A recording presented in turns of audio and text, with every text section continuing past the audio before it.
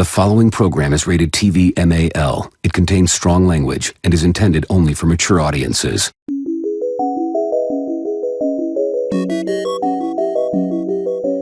Yo, CeeLo killed this shit.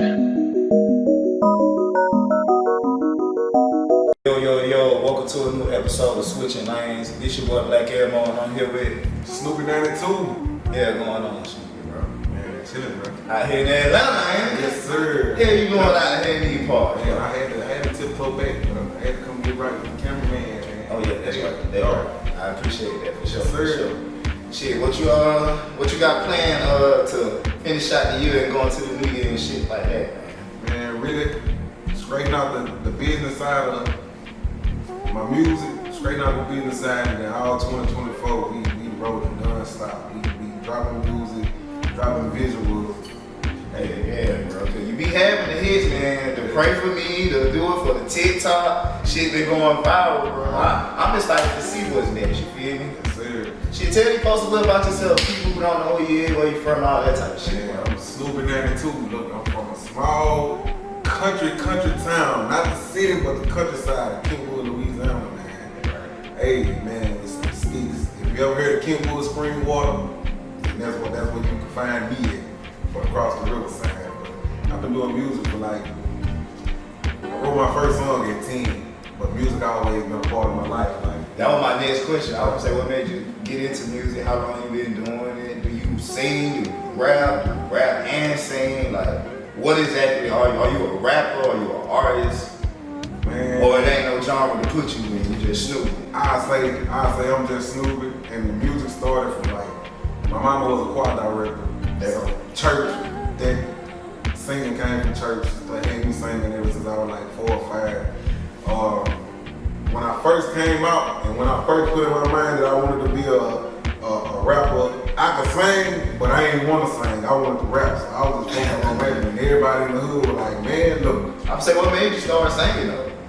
man. I mean, outside of like church, like what made you be like, all right, I'm finna go ahead and just hit yo, and I'm finna go ahead and sing on the church. I knew I could sing, but like I say, I ain't want to sing all the time, but like I say, people around the hood, they was like, man, stick more to singing. You're rapping, you can rap, but your voice is just it's so unique, you know, and they were like, just sing. So way before people started putting me in the category with the Rod Ways and the Morays and, you know, Mo3s, man, everybody had their own story. And I try to let everybody know that, because like, you can't just say, oh, you trying to be like this man. I don't know what this man was doing when he first started. You know, it's just that it's his time, he up, and everybody know that's who it is. You don't take out your time to go check out nobody else's background and see where they come from in order to understand like they type of music. But yeah, I'm an artist. I feel like if you listen to a lot of the words that people say, even though a lot of them be front, like, I don't know, with your music, I feel like you got a story to tell. You feel me? Like, even though you singing shit, it's a story behind like what you rapping and what you singing and shit, and it'll give people some shit to follow. You know what I'm saying? Yeah. You got any bookings coming up or anything like that? Do you be booking yourself? How you go about your business, like getting from A to B? I honestly, I book myself. I book myself because, you know, they always say promoters want to see if you can put asses in seats. They don't care about your social media. They don't care about how many followers, how many streams. Keep They the want goddamn to bill. pay it out. So, you know, I do what I can as far as like booking myself, just to, you know, I make it look good to show a promoter like, hey, next time I'm in your city, like, we can go farther, like with your promotion and with my promotion, this is what we can do. I think it just make it easier because there's so many people aspiring to be an artist. Right. So if you already know A, B, C, it ain't nothing for the promoter to be like, okay, this person know how to do 1, 2, and 3, and they can bring some people with them. Right. Okay, bring that shit. Have you ever had a show like where it was kind of like an L, like, or how? If it was, how would you go? If it was and if it wasn't, how would you go about the show if it wasn't the amount of people you wanted in? At the end of the day, I'm gonna rock that bit, whether it's just me and my team, you know what I'm saying? It's done been shows where we only had about 10, 15 people, but we still gonna rock, we still gonna get them people when they came to see, because I feel like that'll be selfish of me, just because, you know, that ain't genuine of me to really just tell my fans and my supporters what they really want to see.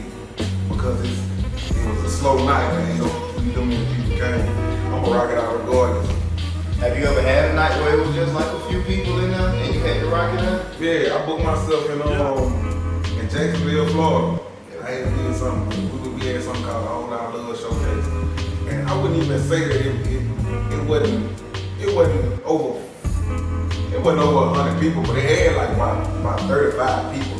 That still ain't bad though. You know how many people can't even bring out 5 people, bro? That shit. And I ain't sitting here knocking nobody or throwing something on nobody or nothing like that. But shit, 35 still a compliment. But I know once you have your standard set on what you feel like you know you can put out, right, then you're gonna try to get to them expectations. So I definitely understand that shit. What you like to do outside of rapping and shit?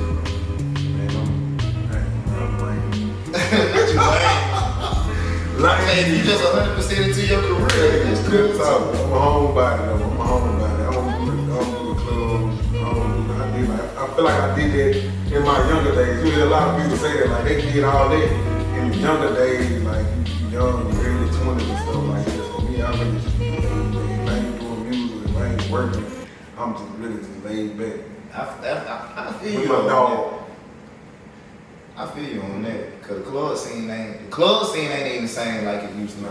Folks really be out there Trying to have some shit I ain't got time to be ducking my hand there. You know what I'm They saying? did me with it, yo.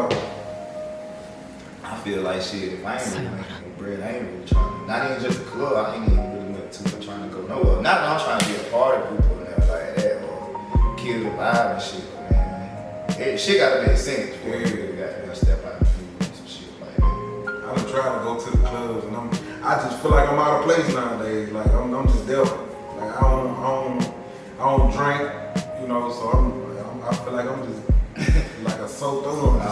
Oh God, everybody be zombie land in there, and you sober as hell. Everything really just started to irritate me. Really just sober in the club. Everybody act like they can't get their shit together. I ain't never been like that till I was like that one day. I couldn't drink and everybody else around me could. I'm like, man, I'm gonna go home, boy, this shit ain't it.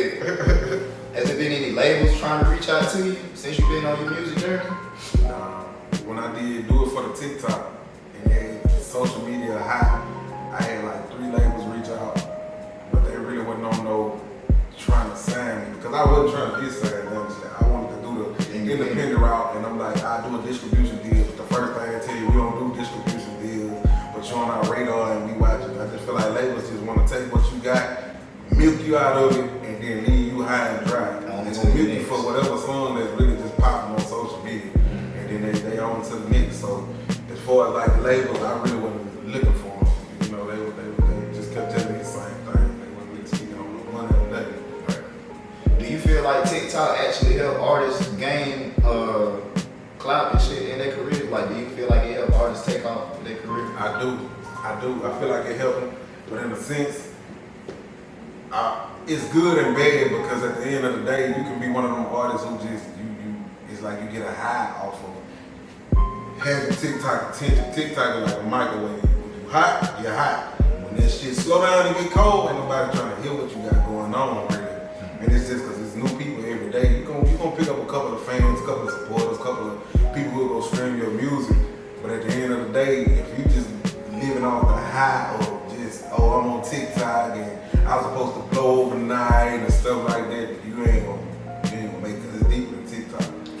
You know, social media, you utilize it to the best of your abilities, but you really still gotta put in groundwork at the end of the day. I agree with you. Shit, is there any artists that you looking forward to working with in the future? And I wanna work with Gates. Gotta get Gates. On my soul, bro. On my soul, I'm gonna be like, you know who you should work with, bro? Gates, bro. Gates. I put that on everything I'm gonna tell you. Man, we reached out to Gates. I don't know if it was somebody a part of his team or it was just somebody scamming, but they told me like 50 pieces, man. They were 50 pieces. You gotta figure out how to get in contact with Gates. Gates, we needed that, man. This shit gonna go stupid. And Tink. Oh yeah, Tink go crazy. Anne Marie, oh man. Y'all sound good, bro. Yo. So, you doing features for artists and shit like that? What's your feature prices like? Man, really, when it comes down to the feature prices, I seen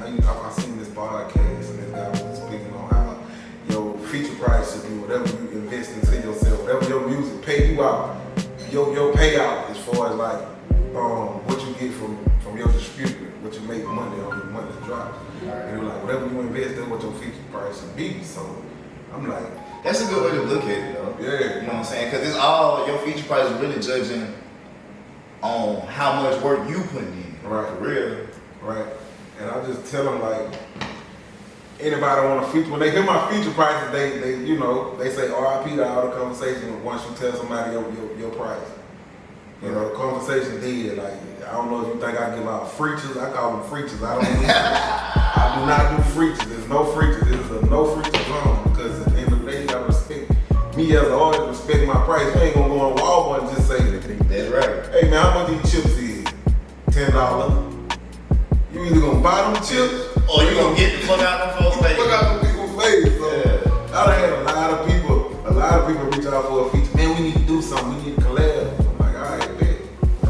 This my feature price. This is my feature price, and I do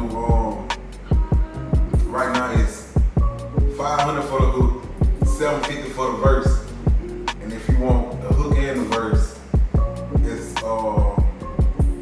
I think I might be saying it wrong, but it's $1,000 for the hook and the verse. Right. Get it English. That's when you being on, or you like, shit, I'm thinking in the sense of like you writing this shit for people. No, if they want to put me on their song, say like they want me to sing the hook, that's just the hook, that's $500. But if you want me to put a verse on there, that's $750. That ain't bad. It's $100 after 12 bars, because I don't do the 16 bar verses. Yeah. I feel like 16 bars played out now. I can't do no 16 bar verse. That's too much to do. But it ain't too much to do, but it's like you gonna pay for it. Right. That's a long verse. And then I got, if you want hook and verse, it's $1,000. And then I do like, if you want hook verse and video cameo, I'm coming to your city, it's $1,500. That covers my traveling expenses, everything I need. And I'm in your city to shoot a video. Y'all have that. So they coming see up with a hit. They see that, they just shy away from it. But I'm not gonna water my prices down. You know, it is what it is. Do you have any cities in mind already? Like a good few cities in mind that you're trying to tackle next year? North Carolina, South Carolina. They been going crazy. Man, Carolina's been going crazy. it's crazy. I want to go to the West Coast. Never been to the West Coast. Nevada, Cali, Midwest. I done damn near been all out through Midwest. New York. I want to go out that way. And down south, I done been all out there. Florida, Alabama, all the southern states. I done been out that way. But I hit them again. I do a 50 state tour. Hawaii, anywhere. I'm there. Is there anything else you want to tell people, man? Anything, any information they need to know? How they gonna find you? What's your social media? All that. Follow me at Snoobie92 official. That's on Instagram, TikTok, my Facebook, Snoobie92. Be on the lookout. I got an EP in mind. I'm thinking about dropping an EP once to bring in the New Year's. I'm gonna drop an EP, bring in the New Year's. And it's gonna be some hot shit. Make sure y'all tap in with my bro, man. Look, make sure y'all tap in. This man, hey, Atlanta, anywhere. And I support your movement, bro. Yeah, I appreciate that, bro. I appreciate that shit, man. And make sure y'all tap in with Snoopy too, man. Y'all finna see a lot of Snoopy and GA all through the AUG, and he gonna be here to stay, you feel me? Make sure y'all goddamn tune in, cause y'all will see my boy again. Tune in to another episode of Switchin Lanes, and we out this